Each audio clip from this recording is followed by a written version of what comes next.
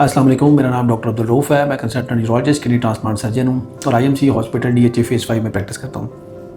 आज हम एक और बड़े अहम मौजू पे बात करेंगे। वो मरीज़ों के अंदर वो खौफ है जो कि अक्सर मैंने देखा है कि मरीज़ों के अंदर पाया जाता है कि जब हम पेशेंट्स को बुक करते हैं for the procedure, for example अगर हमने उनका पीसीएल करना है या अगर हमने उनके यूरेटर में अगर कोई स्टोन फंसा हुआ है उसके लिए यूरेटोरिनोस्कोपी प्लान किया है या रेट्रोग्रेड इंट्रारेनल सर्जरी के लिए हम पेशेंट को बुक कर रहे हैं, तो हम उसको एक्सप्लेन करते हैं कि after the successful completion of the procedure हम एक स्टेंट पास करेंगे जो कि मरीज़ों के अंदर डिपेंड करता है 2 to 4 वीक्स के लिए हम बॉडी के अंदर उस स्टेंट को प्लेस करेंगे। तो ये बात सुन के अक्सर मरीज़ घबरा जाते हैं और बहुत उन पे जो है वो खौफ तारी होता है कि जी हम स्टेंट के साथ कैसे जो है लाइफ अपनी स्पेंड करेंगे। और काफ़ी जो दूसरे मरीज़ हैं उन्होंने भी अपनी जो नाइटमेयर किस्म के एक्सपीरियंसेस हैं वो शेयर किए जाते हैं। तो देखें, जो चीज़ समझने की ज़रूरत है कि जो स्टेंट है it is for the safety of the patient.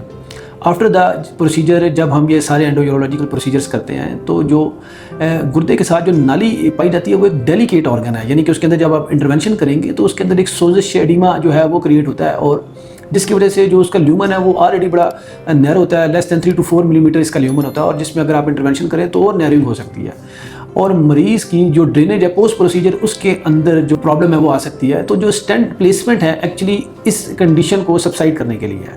इसके अलावा अगर आप प्रोसीजर मिसाल के तौर पे पीसीएल करते हैं that is also an invasive procedure जिसके अंदर ब्लीडिंग भी जो है वो होती है और बाज़ दफ़ा जो क्लॉट्स हैं उसके पैसेज में भी यूरेटर से जब वो पैसेज होता है क्लॉट तो मरीज़ के लिए जो तकलीफ़ है वो नाकाबिल बर्दाश्त होती है।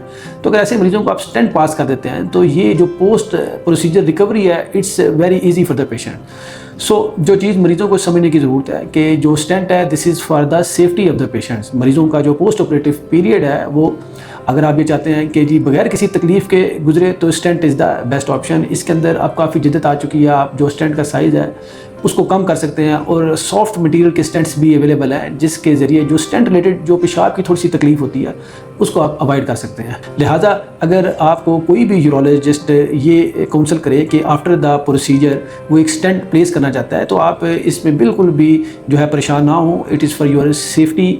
और देखें, ये सारे एंडोयूरोलॉजिकल प्रोसीजर्स करने का मकसद ये है कि मरीज़ को जो है मिनिमम किस्म का डिस्कम्फर्ट हो। तो जो ये जो डबल जे स्टेंट हम प्लेस करते हैं it's the part of this procedure. So hopefully मेरी इस वीडियो से आपकी जो नॉलेज है उसमें काफ़ी इजाफा हुआ होगा और अगर आपको ये वीडियो अच्छी लगी है तो आप इसको लाइक कर सकते हैं, इसको शेयर कर सकते हैं और मेरे चैनल को सब्सक्राइब कर सकते हैं। अपना ढेर सारा ख्याल रखिएगा। अल्लाह हाफिज़।